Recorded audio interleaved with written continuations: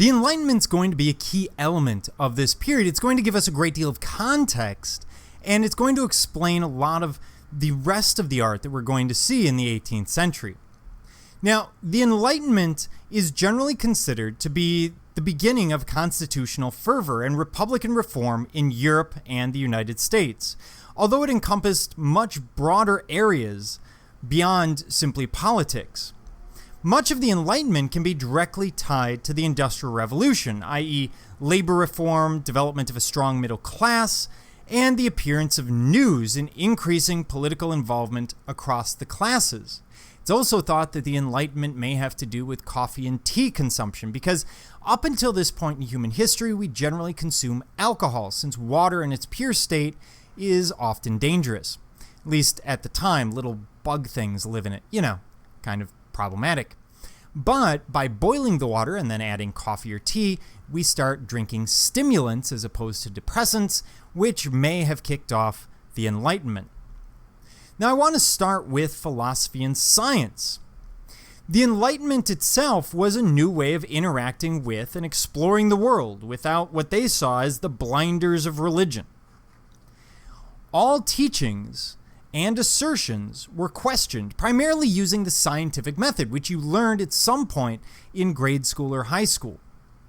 We have the rise of rational thinkers such as Newton and John Locke, who believed that knowledge from sense, not from on high, was the most important. In other words, we must observe the universe. If you can't observe it, it's not real. And so we have the rise of rational thinkers to thank for the Enlightenment. But there's another side to this. There's the Industrial Revolution. Now, the Industrial Revolution is basically a rapid major change in an economy, and we're going to see this as early as the mid-18th century, the mid-1700s in England, and moving from there, generally marked by a general introduction of power-driven machinery or a change in the prevailing types and methods of using such machines. Fancy way of saying manufacturing changed. This is going to have a massive impact across society. For example, time becomes particularly important. Not that it wasn't before, but prior to the Industrial Revolution, if you show up somewhere 15, 20 minutes late, if every town runs on its own time, if you plan on meeting someone mid-morning, that's good enough. But in the Industrial Revolution, suddenly I need shift workers at the factory at 6 a.m. so that they can let go the third shift workers that are desperate to go home. Consequently, we start to become far more accurate with the telling of time, first with giant clock towers, such as our Allen Bradley clock tower in Milwaukee, but then with things like wristwatches and other things. Time takes on a whole different element. It becomes far more important. People also work in large groups, so ideas will quickly spread. Basically, people read the newspaper, people read all sorts of things, or they hear all sorts of things, and in a factory where you're doing menial tasks, you have nothing better to do than talk about the ideas of the day. Consequently, ideas move very rapidly through society, far more rapidly during the Industrial Revolution than any other time, because we didn't have these massive congregations of people outside of a religious setting before this. We also see changes in construction methods. We start to see the use of iron and, more importantly, steel. This allows for massive architecture, and it's the first time that we've added a new material really since the use of stone and concrete by the Romans. We also see people changing how they see the world. They believe, because they're now more informed, because they now have followers in some sense. You have people in factories, for example, who are going to come up with great ideas.